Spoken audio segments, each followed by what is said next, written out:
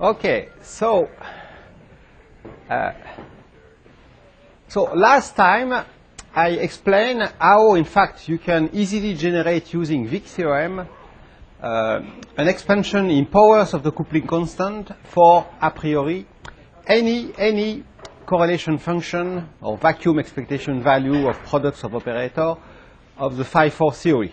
So it's a general scheme. I didn't compute anything. I just started to show how this perturbation theory is organized in particular in terms of those Feynman diagrams, which represents all the different terms you obtain when applying Wick theorem to compute expectation value of observable. So remember, we started from the phi-4 theory, so we had an action for the field which was this form, d4x 1/2 d mu phi squared plus a mass term phi squared plus g divided by 24 phi to the 4. I am using for simplicity the Euclidean formalism. So I am in Euclidean space, but you can easily go from Euclidean formulation to the Minkowski formulation. Simply, I don't pay attention there to the I factors, etc. And from that, we have seen that, in fact, we can everything, all the correlation function of the theory, so all the objects which in the Euclidean formulation are written like that. This is the expectation value using this integral, this action, and they correspond in Minkowski space to the vacuum expectation value of time order product of operator at different points of space-time in the vacuum of the interacting theory. And we have seen that we can recast everything here into a generating functional,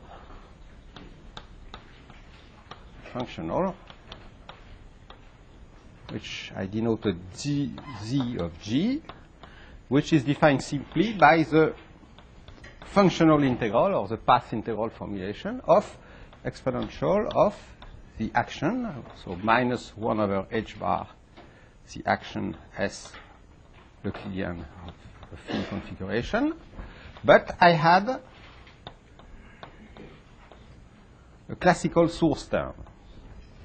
So this is the variables we integrate over, and this is a classical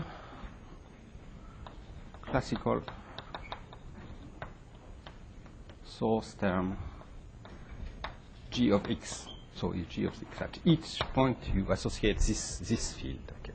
And we have seen that, in fact, by expanding this both in power of g and in power of j and in power of j, here we can, in fact, generate all the correlation functions. Yes?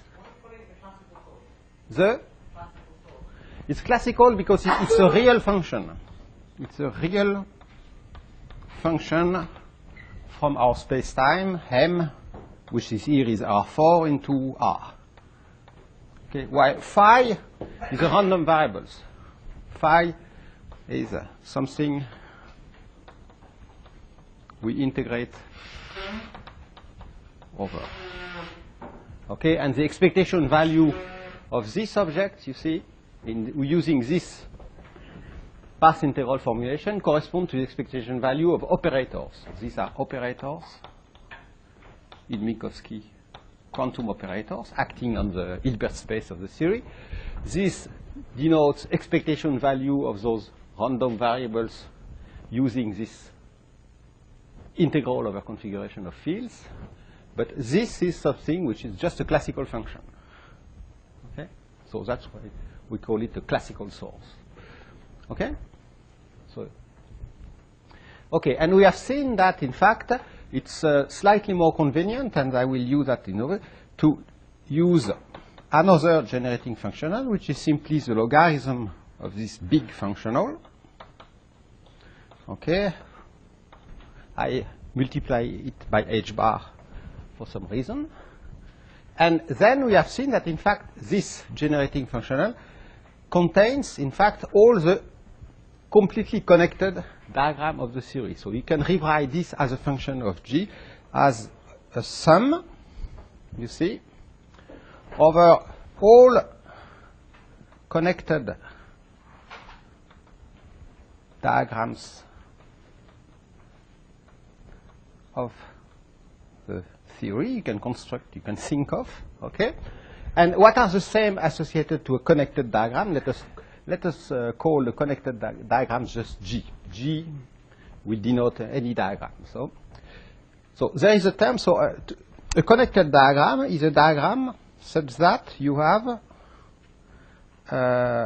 you see, you have propagators, you have vertices, and you have external lines. And to each external line is attached an external vertex, and at each external vertex is attached a field G. So this is G at this point, this is G at this point, this is G at this point, etc., etc. And this is a connected diagram, G. Okay, and we are summing over all possible connected diagram, and to each connected diagram is associated, of course, a physical quantity, part of this expectation value. And what is it? In fact, it is something. So there is a factor to a diagram. We have seen that we expect a factor minus G to the power the number of internal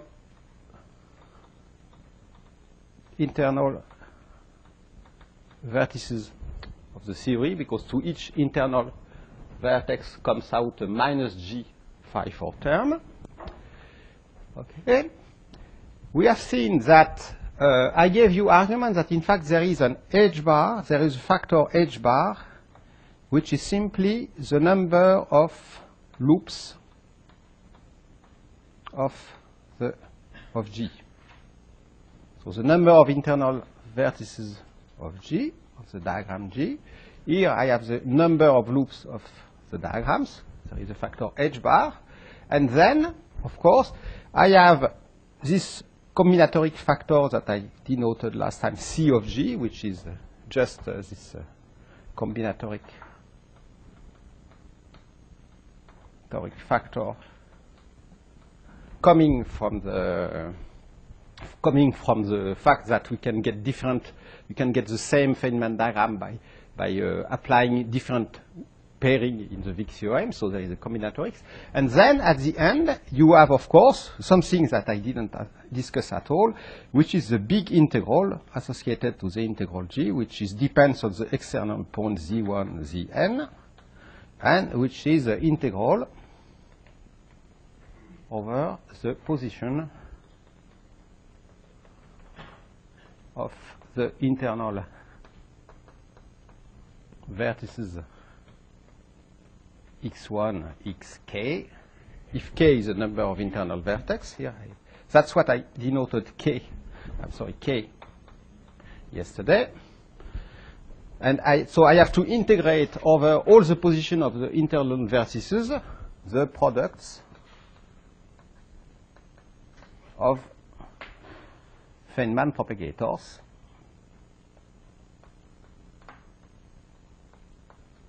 and it is this number which contains all the physics of the associated to the process described by the Feynman graph G. Okay. So at the moment, I just have discussed the combinatorics, and I have not discussed at all what is the physics of such a process, which is contained, of course, in this quantity. Yes. Where are all the vertices Labeled by. the same J? Oh, that's no. The external vertices are labeled by G, and the internal vertices are labeled by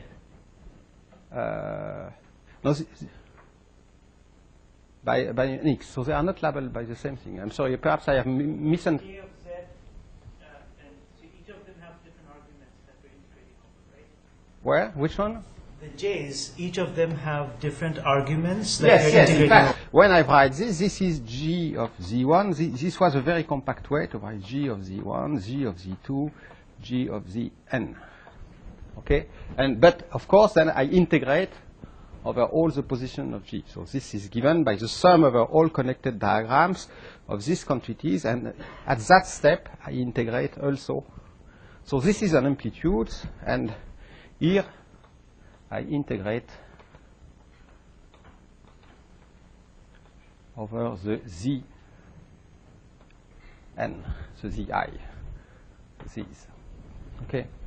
So I have an integrate over the Z's of the contribution of diagram with fixed external legs here, and then for each diagram is associated this amplitude. So you see. Yes? What do you mean with the number of internal vertices of G? Okay, so let me go back to a few examples. I mean, what do you mean with the G? Right? Oh, G is just a diagram. So here is a diagram. It's also the coupling now, that's why it's confusing. Yeah, I'm writing badly. Okay. Right. Here is what I call the diagram. G. Curly capital, you know. Okay, so it's like the number of the diagram. Yeah, it's just, it's a bad notation. Okay, let us consider that it is, okay, very bad at calligraphy. So it's just like that. So this is diagram. Okay, so here is a diagram G, you see, and this has, it has 1, so K equal 1, and the number of external vertices is 2, and the number of loops, the number of loops is 1. Here is another diagram I drew last time. It's a diagram which is one of the first non-trivial diagrams is a 4-point function. It has, of course, then K equal 2 internal vertex. It has N equal 4 external vertex. Its number of loops is 1, indeed. Okay, and I also had this diagram, for instance, which is much simpler. It has N K equal 1, N equal 4, number of loops equal 0. Okay. And here there is a point Z1, Z2, Z1, Z2, Z3, Z4. Okay. Yes? Okay, on the left side, you said that you integrate over the z's. Yeah, I have any way to, so I integrate over all the z's. So for instance, what is the amplitude associated to this diagram? For instance, what is what I call I of this diagram? It is given by the so here I have a point x1, here I have a point x2, and the amplitude associated to this diagram is a function, of course, of Z1 up to Z4, so the function of the 4 position of this point, and it is given simply by the integral over the position of the 2 internal vertices, V4, x1, V4, x2, you see? And then I have to integrate over the products of all the propagators, the Feynman propagators, associated to this line. So here I have, what do I have? I have a propagator between Z1 and x1. I have a propagator between Z2 and x1. I have a propagator between Z3 and x2. I have a propagator between Z4 and x2. Okay? So here I am for the 4 external legs, and then I have 2 propagators joining x1 and x2. Therefore, I have G of x1 minus x2 squared, because I have 2 propagators, so I have two times the same propagator. So, I know this function. We calculated it 2 days ago. Yes? I think the question was actually why you're integrating it over the z's in the generating function. Oh, that's because the generating function is defined by an iteration over G, because these terms represent G phi represents just one compact way G of Z phi of Z. Okay, it was a compact way to represent this integration of the product of the function g by the field phi. So I integrate the classical source term by the random variable.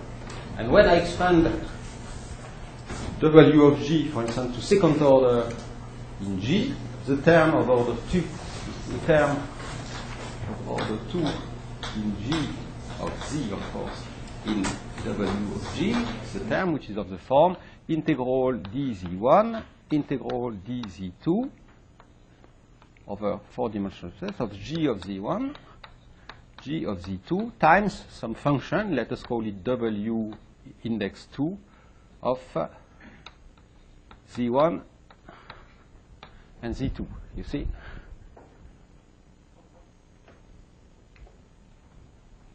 Is it clear? So, to write w of g is a compact way to represent by an integral like that with source term quantities like that. It is this quantity, this function of the external of the position of the external vertices, which are represented by this sum of contribution associated to the different Feynman diagrams. Yeah. So what's on the left, right-hand side does not include the integration of the set. Oh yes. So what I represented here is this quantity before I integrate over the z. But what I represent here is the contribution where I integrate. So in fact, I should have really written integral. Well, of course, I sum over all connected diagrams, so I should have written something like a sum over connected diagrams G of integral over dz1 up to dzn, multiple integral, and depending, of course, of the number of external legs of the connected diagram. You see? So these systems contain the sum over diagrams of an integral over the position, the factor g, and times the contribution here of each individual diagram. Okay. So it's a very, very compact way, but convenient way to manipulate all the diagram by formal or at least mathematical manipulation. Okay? So that's the idea. Okay?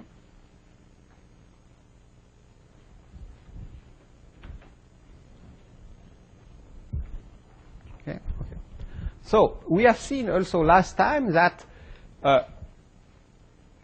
this is given, in fact, by a sum over many, many diagrams. So the physical correlation function of the quantum theory is given by the sum of contribution coming from diagrams which can be connected, but they may be disconnected. It's convenient to consider only the connected diagram because you have much less diagrams. And now we have seen also that, so there are connected diagrams, there are diagrams, then there are connected diagrams, and then we have seen that there are what is called one particle or one line irreducible diagrams, which are even simpler. And for instance, this part of the diagram here is irreducible because if I cut the line, I get just a single point which is connected. This part of the diagram is irreducible because if I cut a line, I still get a connected diagram. But this diagram is not irreducible because if I cut this line, this point, this vertex is disconnected from the remaining part of the diagram. So here are what is called the irreducible part of the diagram. It can be a single vertex. It can be a closed loop like that. It can be a closed loop like that. This is a closed loop with one vertex, a closed loop with two vertex. Okay? But, and from that, in fact, you can reconstruct all the diagrams out of irreducible part and propagators, joining irreducible part by propagators. You see? Okay. So, now what I wanted to do in the first part of this lecture is to start to show you the real power of functional integration or path integral method, because I will start to compute not only to do combinatorics, but I will start to compute something non-trivial using method of path integral formulation. So, well, let us keep this at the moment, and okay, I hope this is clear. I can keep that, and I want to introduce you with an object which is which plays a very important role in quantum theory, which is called the, well, in fact it's a quantum object, but it's called the effective action. So you have seen that the classical theory of this scalar field, interacting scalar field, is given by this classical action. This is a classical action, and you can derive the classical equation of motion by by computing what are the Euler-Lagrange equation derived from this action for the field, for the classical field. So this is a classical action. Okay, and the question is there in quantum theory an analog for the quantum theory of an action for a classical theory? Okay. Because it will be very useful to compute things. So, if I consider, so let me define what is a quantum effective action in a somewhat abstract way, and then we shall compute it. So, if I start from this quantity, okay, so I start from this action, I had a source term, then I have this function w of g, which generates all the connected diagram, okay, and I can easily compute what is the functional derivative of w of g when I make a variation with the source, the classical source term at a given position z. Okay, and this is simply given. Remember that this is the logarithm of this.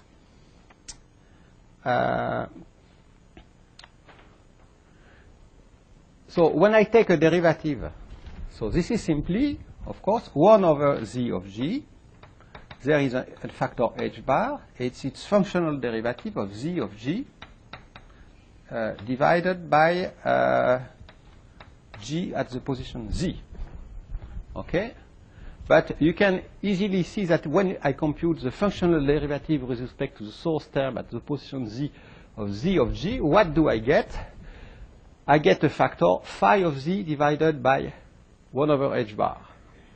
So this is simply the expectation value of the field considered as a random variable at point g, okay? But not in the interacting theory given by this term, in the interacting theorem where g, well, g is different from 0. So in fact, it's the expectation value of the field phi, but in the theory where the action is given by this term, S of phi minus g phi. You see? So it's a vacuum expectation value of phi in when with a source g of z. G. Okay. Okay? And let us call this, so this is a function, given a given g, this object is a function of z, because it's the expectation value of a field, so therefore it's a function of z. You have integrated already. So it's a function of z, it's a function of z, it's a function of z. Okay, and let us denote this function var phi of z. Okay, if you are used to a bit of text, this is capital phi, and this is little phi. So, okay. So I will denote. So of course, this function phi of z is a functional of g. Okay, this object. So this phi of z is what will be called the background field. Background field. Okay, so this object phi of z, which is the expectation value of the quantum field phi at point z as a function of the source term, is a classical field. Okay. So this object, remember, this is, I call it phi of z. It's a functional of g. It's a function of z, of the position, and the functional of the source term. And it's called the background field. So it's a classical field. Okay? Yes? Can you explain when you wrote the EV of phi first Oh, you want that I derive precisely the step between this and this? Well, just No. What do you mean by That's the expectation value because it corresponds simply to the expectation. Oh, V means vacuum. I'm sorry. I'm so used to this abbreviation. Expectation value. This means this. This is a quantum expectation value of an operator in the vacuum state. I'm sorry. It's such a common expression in theoretical physics that we are used to it. Okay. So vacuum expectation value is this object. Okay. So, okay, so you see, yes? Sorry.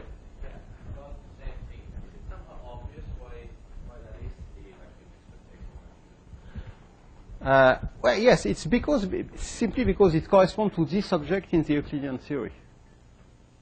So, you want me to derive quickly?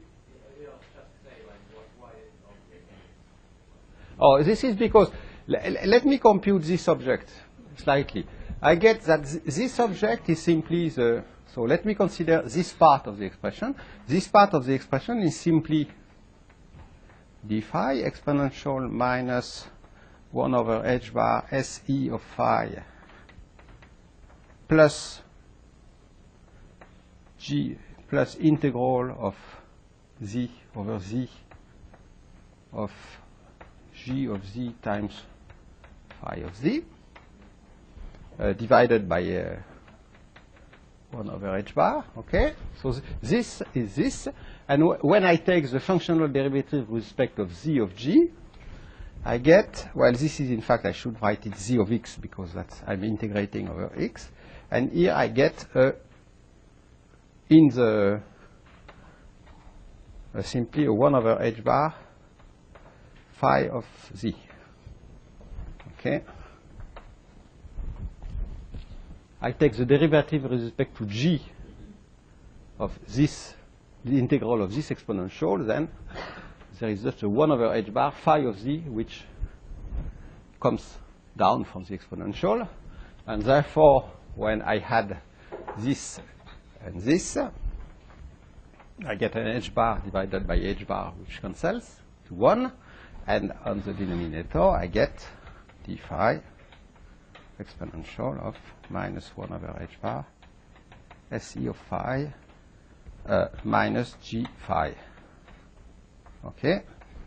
So you see that this corresponds simply to the expectation value of phi of z using in the theory given by this action. Okay? Okay. So basically we shall need that. And then, pardon? Yes? A function of z, but it's like a function of j? Yeah, it's a function of z because what I mean by that, it's a function of z because of course I am taking the derivative with respect to the value of the source field at a specific point, z. You see?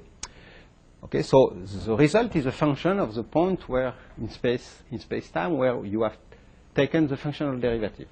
Okay, but now you are computing this expectation value using this action. So it depends on the classical source terms, but it depends on the value of the classical source terms everywhere in space-time. It doesn't depend only on the value of the source term at the point where you have considered.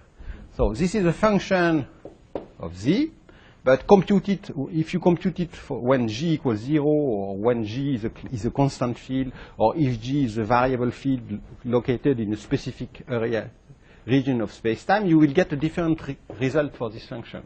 So this is a function of the position of space-time, which depend on the whole shape of the classical source term.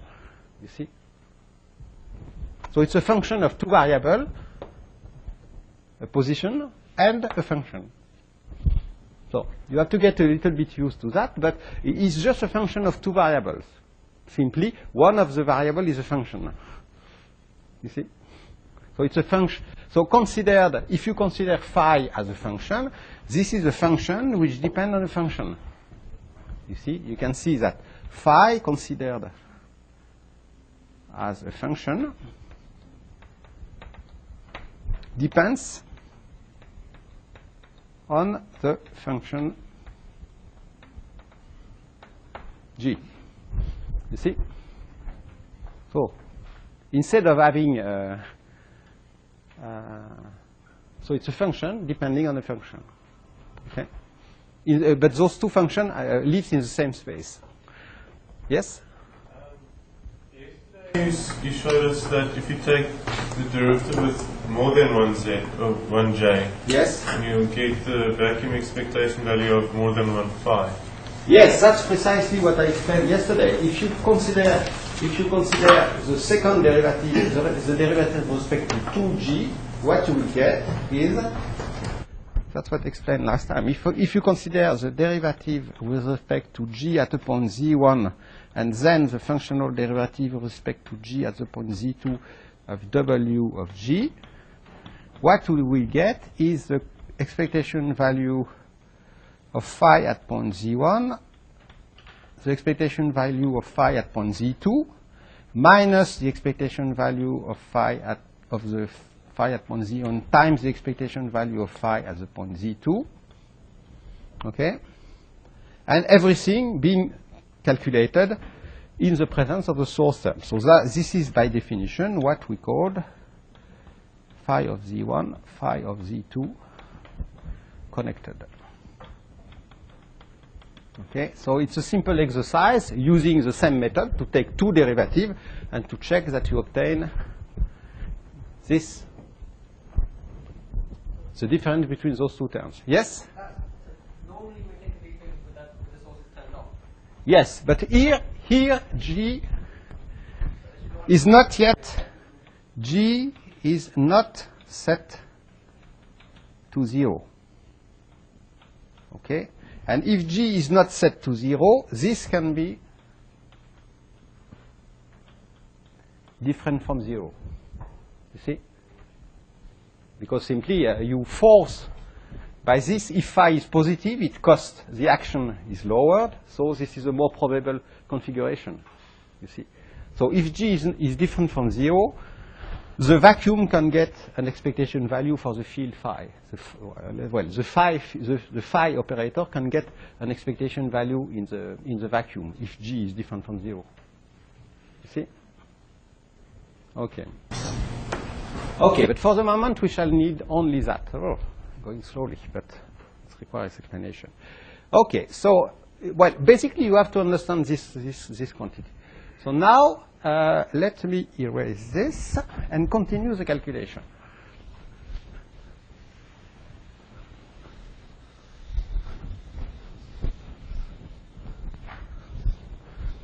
Okay.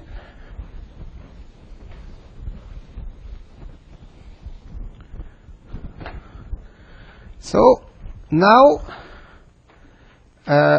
so you have to understand something. The source term G of Z, the source, is something like putting a constraint or an external force on the system, on your field. And what is this expectation value of phi at the point Z, which I call the background field phi? This is simply the response of the system, which is a quantum field. Okay? So you change a little bit the dynamic of the system by adding a source term. You put a constraint, an external constraint of your system, and then the system's response, it reacts to the constraint by the fact that the field gets an expectation value in the vacuum. You see, the vacuum of the system changes, and in this new vacuum, the field operator phi gets an expectation value. You see? And everywhere in physics, you have to consider how a system responds to a constraint. For instance, in thermodynamics, if you consider, the simplest example is a perfect gas. You know, when you learn the basics of thermodynamics, you consider a perfect gas in a box.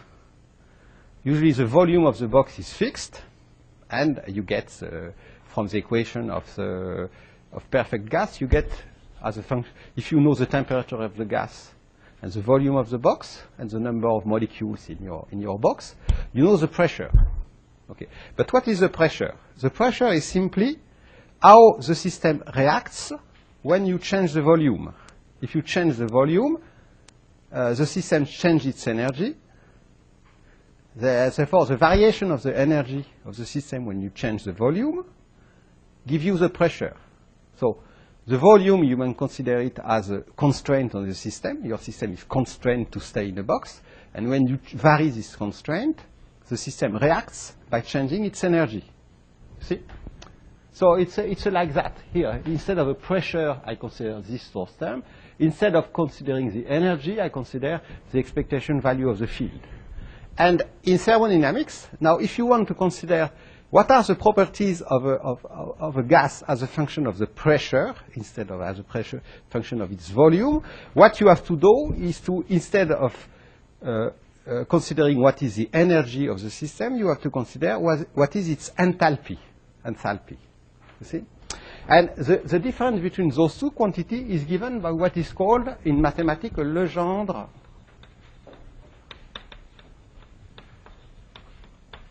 transform.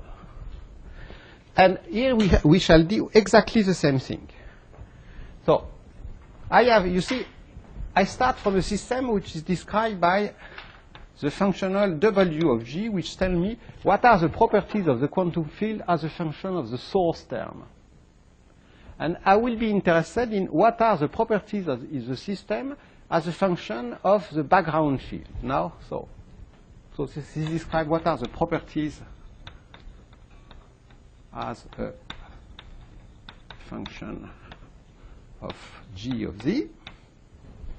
And now I'm asking, what are the properties of my quantum field as a function of the background field here? And to do that, I will define an object which is precisely what is called the effective action. The effective action, which is defined in a very simple way. Let me take this following quantity, G dot phi. So I consider G dot phi minus W of G. Okay? So to any value of G I can attach the function of phi. So you see, for a given function G, there is a given phi. I computed that I can compute by this recipe. So now I consider the products of G with phi, which means, in fact, of course, integral d for x, G of x, phi of x minus W of G. Okay, and let me call this a new function which is capital gamma. Of course, it's a function of G, It's a function of G, and it's a function of phi, and phi is a function of G. But, yes? You write J dot phi as an integral right like that. Yes. Do you mean like the dot product between two functions? Yeah, it's, you know, G dot phi is just a compact notation to write this integral over G of x times phi of x. So it's exactly like, it's a compact notation which is similar to the scalar product, because you may consider that G is just a vector, and each component of the vector is a value of the function at a given point of space. So you can consider that this function G is just a vector whose component of G of x for all the point x belonging to the space. Okay? So it's an infinite dimensional vector. It's the same thing for phi of x, x belonging to M. And you see here that I am taking the value, the element of the vector at point x, the element of phi at point x. I am summing over all elements. So it's similar to a scalar product. No, phi is a function. Quantum field. Like No, it's a classical function. G is a classical function, and this is the curly phi. This is not the quantum field capital phi, like that. This is the result, the expectation value. So both are classical functions. That's what both G and phi are classical functions. You see? Okay? So you have a classical function which depends on another classical function. Or if you prefer to think in terms of infinite dimensional vectors, so vectors in an infinite dimensional space, you have a vector phi depending on another vector G. You see? So you have an application which is a non-linear mapping from an infinite dimensional vector space into another infinite dimensional vector space. You see? Yes? If you go back to the analogy of thermodynamics, Yes. the deck reduction is the analogous to enthalpy, and It's the analog rather of the enthalpy. I will go that immediately. For the moment, I've just defined this object. Okay. So let me define this object. So it's a mathematical definition. And now here is the main trick. The main trick is to make a change of variables. And instead of considering this object, capital gamma, as a function of G, I will consider it as a function of phi. Okay? I just make a change of variable. Change of variable. Change of variable. This is a function of G, because phi is a function of here.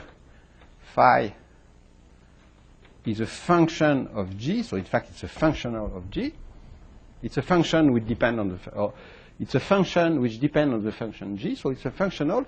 And in this notation, I've just switched, and I assume that here, G is a functional of phi. I just make a change of variable.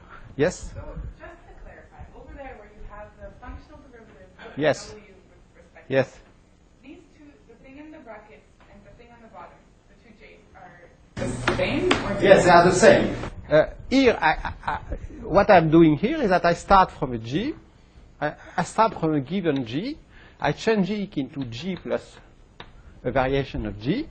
I compute the first order, the result, and then I take this to 0. So I start from G, I make a small variation, I compute the result, and then I let it to 0. So this is just an ordinary derivative at a point. It's like going from x to x plus delta x for a function which depends on one variable. You see? So I'm doing exactly here what we do in ordinary differential calculus. So simply I'm doing differential calculus on functions depending on functions instead of considering ordinary functions which are numbers depending on other numbers.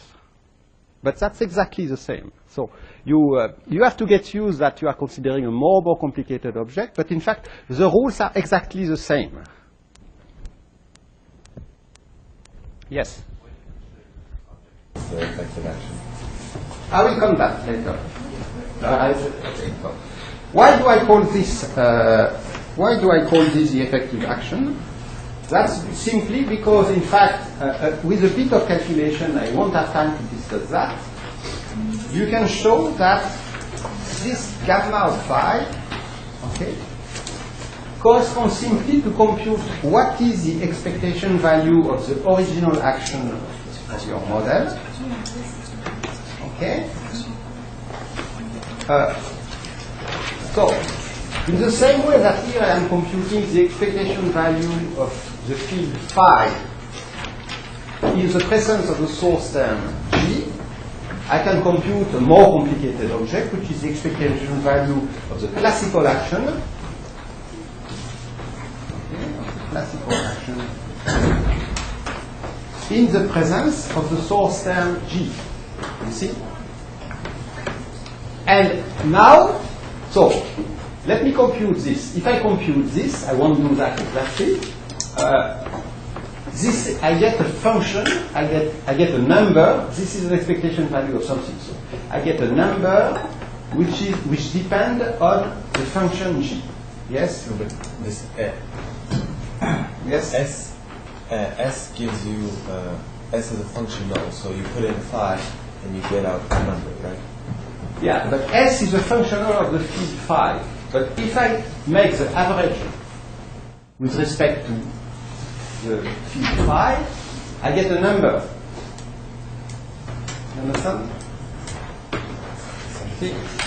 I mean, it's just, let's say S of phi is already a number, so it doesn't depend on phi anymore. No. Yes. Yeah, of course. No. S is a number depending on phi. Phi is a random variable that I'm integrating over. Once I have integrated over, I get a number. This number depends on the source term function G. So this number is a functional of G. It's an application which to a given G associate a number. Okay? This number, let me call it gamma. Okay? This number is a function of G. But now, re-express G as a function of phi with what we say that. So let us redo this.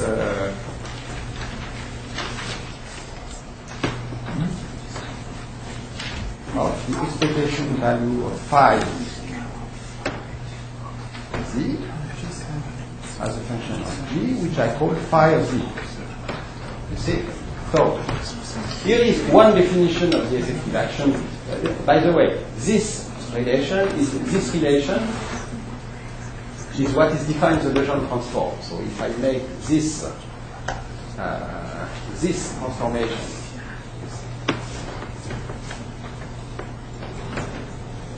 with the relation that phi of G is given by the derivative of W of G with respect to phi of Z. Okay? Is what's defined usually a Legendre transform. Okay? So, but you see that in fact this quantity, the Legendre transform of the generating function for the connected diagrams, in fact, corresponds simply to the expectation value of the classical action of the theory, considered now as an operator, expressed not in terms of the source term, but as a function of the expectation value of the field. So, you see, the effective action is something which is a bit subtle. It is simply the expectation value of the classical action of the theory expressed as a function of the expectation value of the field operator of the theory. You see? You have to get, you just need some gymnastics. Effective action equals, or let me Just because you have to keep that in mind.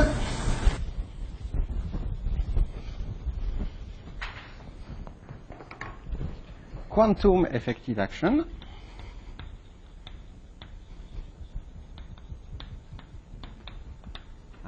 Equal expectation value of the classical action of the theory expressed as a function of the expectation value of the field operator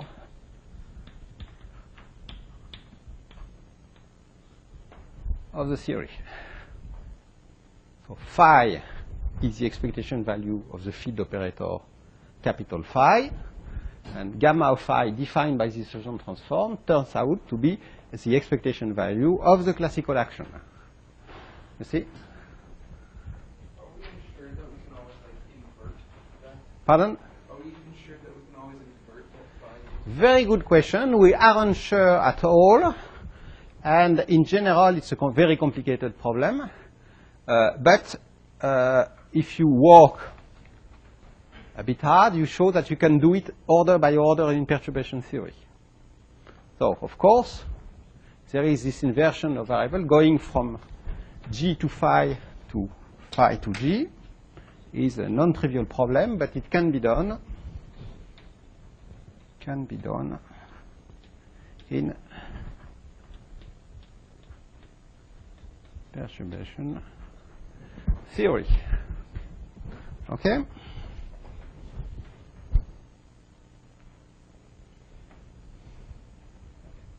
Okay? And so you see that this quantum effective action, in fact, is the object which is in quantum theory, the analog of what is a classical action in a classical theory. So you expect that if you can compute what is a quantum effective action of a theory, you will derive a lot of information about the property of the field, of the quantum field. You see?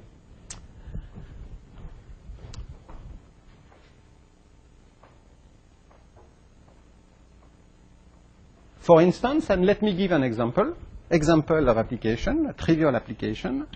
Example. Okay. Remember that we had this relation that phi of z is the functional derivative of w of g divided by g of z. Okay. Now, there is a very general property of the Legendre transform, which is that the Legendre transform is involutive. And a property of the Legendre transform. And I will rewrite it in that way. Remember, I have written that gamma of phi equal g phi minus w of g. Let me rewrite it in other way. Let me put the w here and the gamma here. This is equivalent to write that w of g equal phi g minus gamma of phi. Okay, I've done nothing. But the very nice properties of the Legendre transform is that this implies that we also have that g of z is the functional derivative of the function of the effective action with respect to phi of z, the background field. So you see that the Legendre transform is perfectly symmetric if you express phi as a function of g, or if you consider g as a function of phi. You see? And it's a general properties of the mathematical object which is defined, which is called the Legendre transform. So it's a very general properties for any function, w of some variable g. You take its Legendre transform defined in that way by those two equations, And you get its Laplace transform, and whatever the function is, you have this symmetric relation. Okay? And what does it mean, this symmetric relation? Let us consider the case where what's happened if G of Z is 0 everywhere. Okay? If G of Z is 0 everywhere, this means here that the functional derivative of gamma of phi divided by delta of phi of Z is equal to 0. Okay? But in that case, what is gamma of phi? In this expression, then phi of Z is just the expectation value of the operator phi at point Z in the case G equals 0. So it's the expectation value of the field phi in the original theory with no source term. You see? So this relation and these relations tells us that the expectation value of the field phi in the original theory, on the original quantum theory where we have not added any source terms, is nothing but a minimum of the effective action. Well, because its derivative is 0. So, you see? Well, in fact, it's an extremum, but if you work a little bit more, you will discover that it is a minimum. So, if you are able to compute the effective action, you see, you compute the effective action as a function of phi. It's a complicated object you compute in a quantum theory. And it's an object like that. Its minimum gives you the expectation value of the field operator in the quantum theory. You see? So here is an example of a physical information on the quantum theory, which is contained in the effective action, in the quantum effective action. Yes? Does gamma have a physical interpretation? Because W is similar to a free energy. To? Free energy. Yes, that's what I explained at the beginning. For instance, in thermodynamics, gamma is, for instance, analog of the enthalpy. If you study the properties of the system as a function of its of the pressure instead of as a function of the volume, it's also, if you make a Legendre transform with respect to the, I think, the temperature, it's the analog of the free energy. So they're everywhere, and if you do both, you get the free enthalpy, etc. So it has the same physical interpretation, a similar. So it contains information about the properties of the quantum system as a function of the expectation value of the field operator of this quantum system. So, you see? And it's given, in fact, by this quantity. It is the expectation value of the classical action in the quantum theory expressed as a function of the expectation value of the field operator of the theory. You see? And that's why it is called an effective or quantum action. It's the simplest generalization of the action in a quantum theory. Okay? Okay. So I'm going very, very slowly, but that's good because that means that you are asking a lot of questions. And what I wanted to show you briefly is that now you can this seems a very, very complicated object. Because you see, you have to compute expectation value of fields, then you make a very complicated change of variables, and you compute this object. So it seems a very, very a nice object with a nice property, but it seems a complicated object. In fact, this object is very easy to compute using functional integral formalism. And I think I will start to explain to you the idea of the result without going into the detail during the last quarter of an hour I have. Okay? So let me now So what should I need? I think I just, okay, so I keep this definition of the effective action here. It's thought to be a bit messy, but, and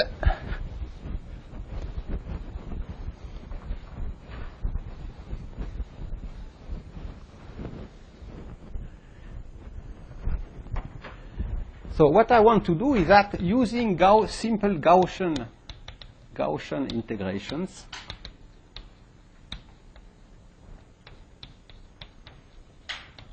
compute the effective action at first order in Planck constant. Okay? So let us do that. We start from a theory which is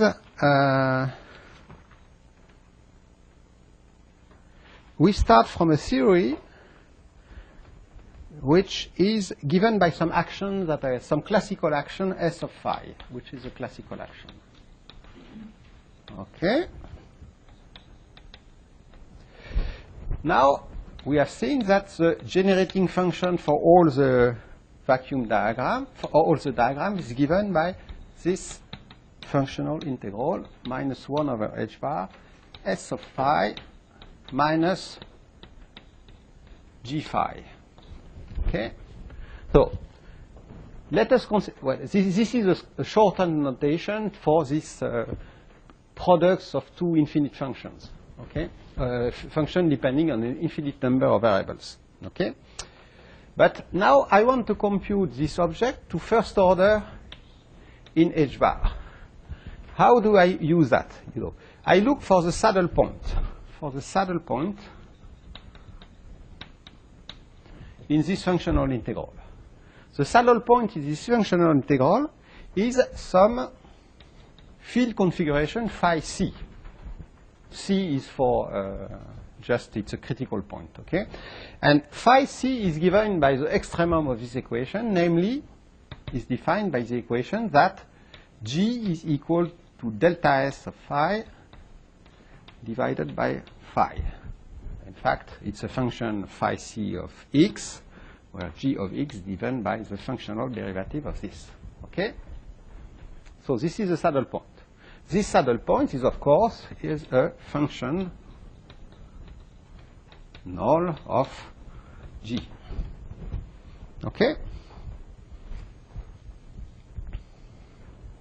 Okay? So let me write this equation in a simple way as g equal S prime of phi. Okay, I do everything as if instead of being functions, these were just ordinary numbers or ordinary vectors. So I write just this equation that g prime equals the derivative of phi. Shortened notation, but very useful notation. Okay? Now I can expand phi as phi c plus h bar to the power 1/2, some perturbation, small term, phi term, okay? And in this case, what does these terms become? This integral becomes simply z of g equal integral over d of phi tilde. Then I have an exponential of minus 1 over h bar s of phi c minus g times phi c. This is the contribution of the first term. Then I have a second order term, which in fact vanishes because of this linear. And then I get times an exponential of minus 1/2 of something I will write simply as phi tilde s, the secondary derivative of the action for the saddle point field configuration, times phi tilde. Okay? And then you have, so you see here that there is a 1 over h bar, here there is no h bar, and then you have higher order terms which are order h bar, etc. in this expansion. Yes? We have also a factor of some h bar in the front that we're ignoring. I have some factor h bar in front in the measure, but I don't care about that because they will disappear from the calculation. Okay? So Yes? How do you do that expansion? The expansion of phi. This is a... I just changed a variable. Okay. This is just a change of variables. At some point in configuration space, in the space of fields, which is a saddle point of this equation, and then I just change the variables, and I decide that the origin of my variables is this file. Okay? So this is just a change of variable. Change of variables.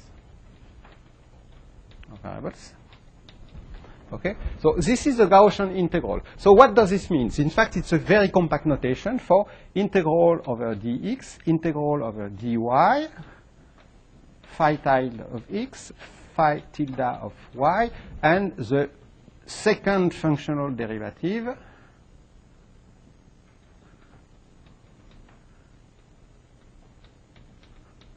of the action of phi at the field configuration. So this is a short, convenient, but shortened notation for this object. Okay? Okay? But now, this is a Gaussian integral. You see, you just have to integrate over phi the exponential of a quadratic form.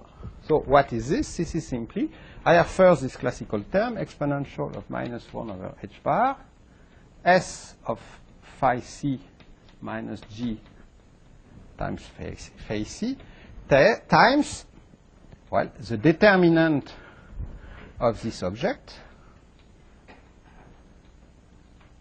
Okay, this object is a kernel of an operator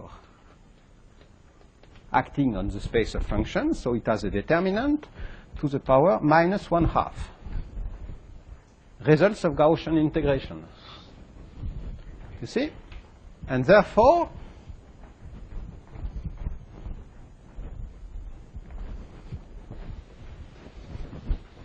okay,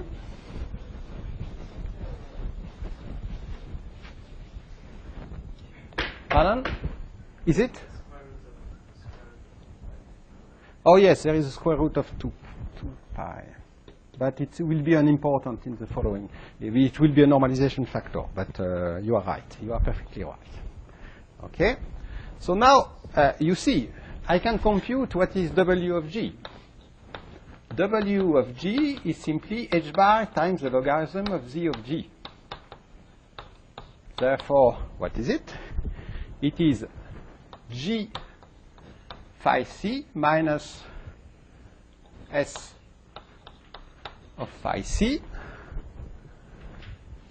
There is a minus 1/2, I'm sorry, very important, minus 1/2. There is a factor h bar because I'm multiplying by h bar, and the logarithm of the determinant. Logarithm of the determinant of this operator divided by 2 pi. Okay.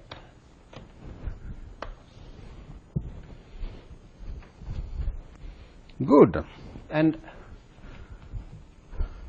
all the rest terms which are contained in this complicated are in fact of order h bar squared, so they are negligible at leading order in h bar. Okay? So now, let us compute the Legendre transform of this object.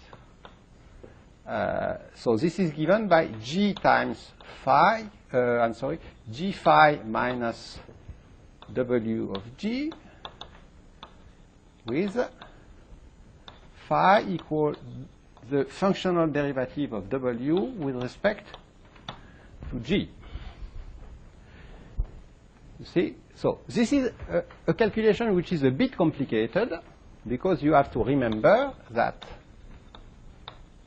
in this calculation, phi c depends on the source term G because it is given by this equation. G equal, S prime, the derivative of phi c. So this gives you an equation. Okay? But therefore, in fact, phi is not simply equal to phi c. It's given by, so if you compute this calculation, you discover that phi is equal to phi c plus some correction terms. You see? So it's a phi is equal to phi c, where phi c depends on g, and there are correction terms of order h bar times something that I don't know. Okay? But if you do that, something that I don't really know what it is. Okay? But you don't really need to know what it is, because it's sufficient to know that the background field phi is equal to phi c, which is a function of g, plus some correction. You plug this back into this equation, and you discover that gamma of phi is a little bit of easy calculation.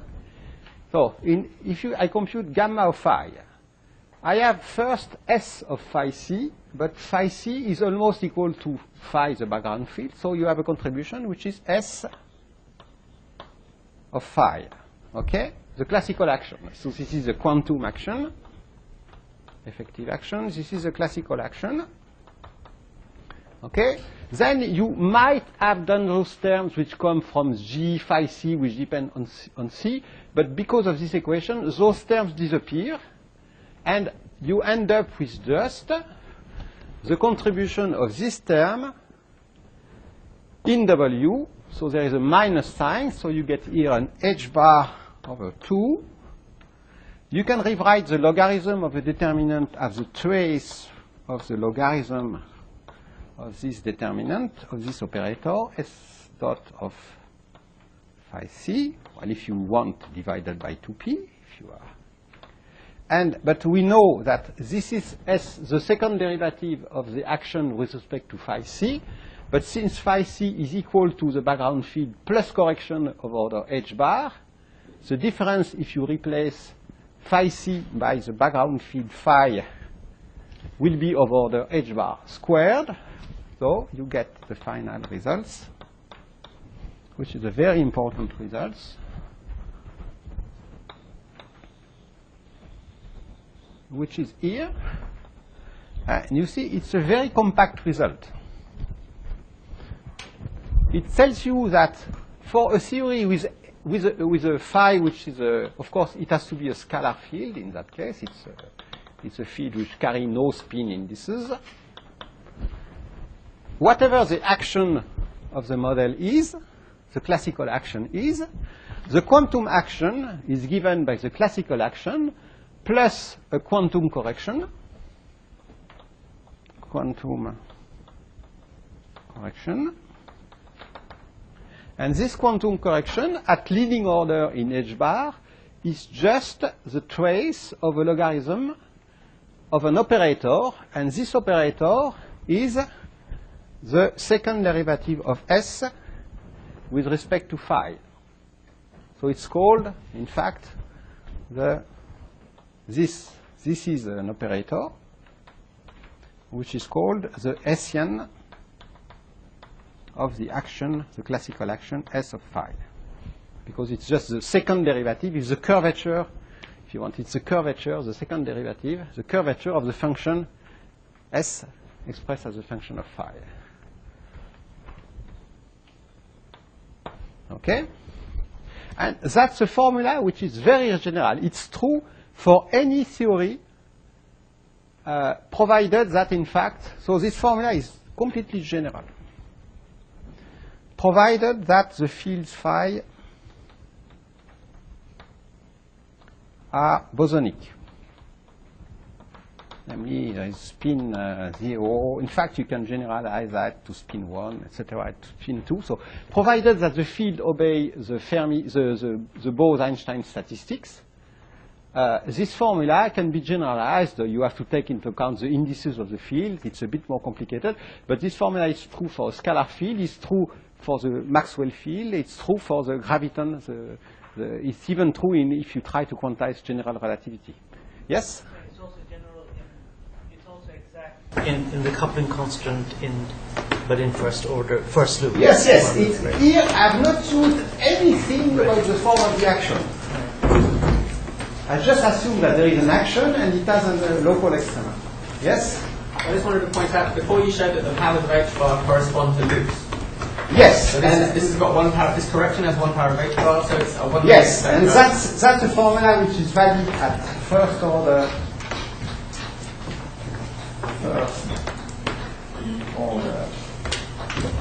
H bar. Therefore, we expect that it incorporates the contribution of all one loop diagrams of the theory. Okay? So, if what I explained with diagrams yesterday is correct, this compact formula, which involves only fields and operators, contains the contribution in this very short formula are hidden all the one loop diagram of any quantum field theory. You see? So it's a very, so you see, I have been able to derive this formula using simply the property of a Gaussian integration in an integration over the field configuration. But it contains a lot of information about the structure of the theory in terms of Feynman, an extension in Feynman diagram. And I'm going to explain that Monday because my time is over. Yes? In your quantum action, why don't you get a star term? Because that H bar star is order H bar as well. H bar star, you've got that phi equals. Well, this is something which is of order 1. So you need that. No, in fact, the point is that I cannot neglect it here in the definition of phi as a function of phi c. But the point is that it's. I have no time to explain that, but it's an exercise. You know. Check that starting from this definition for W of G, this definition for the effective action, the fact that phi c satisfies as a function of G satisfies this equation, and show that phi is equal to phi c plus something of order 1, and when you put this into this equation, there is a potential dangerous term of order h bar proportional to this one. So in fact, there could be of course something involving this term that I don't compute here. Okay, there could be one here, but it turns out that it is equal to 0. It's basically, you find that it is this term minus this term because of this equation. And that's enough. So you don't have to, you can compute it, that's a good exercise. But you don't need to compute it to show that this term is absent. And therefore you end up with this very simple formula. It looks magical, but it's just a consequence of the Gaussian integration we perform. So you see. But of course, the crucial point is that this term disappears. Yes? Is this result similar to what you get when you're trying to connect the Hamilton-Jacobi equation and the integral to? I'm not sure. I know that you can formulate a connection between the one way to write the Hamilton-Jacobi equation and to connect them to the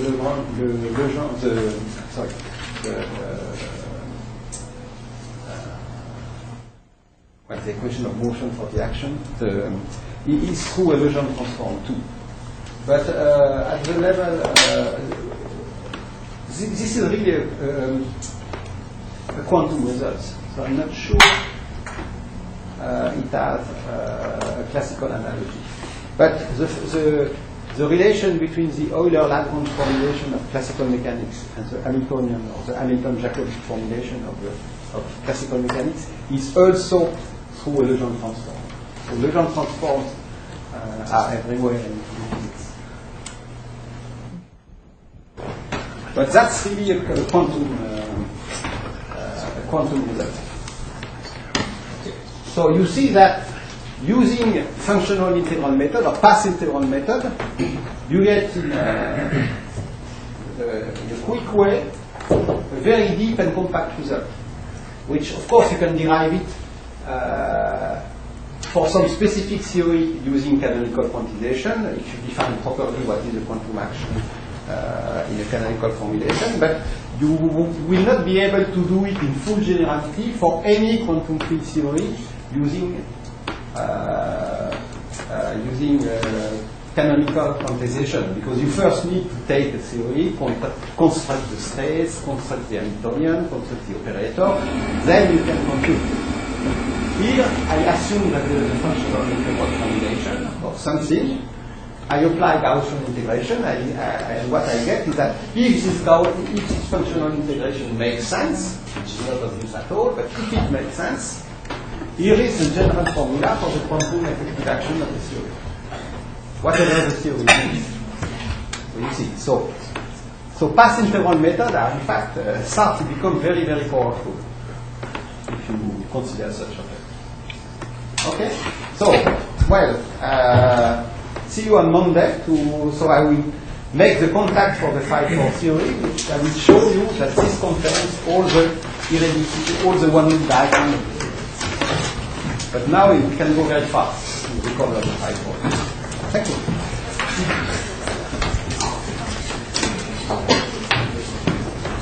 Yes. Yes. Yes, there is a factor of H bar here. Yeah, no, it's not just a factor of H bar, but Well, that was the brain. With a nice cut. but then you get the It's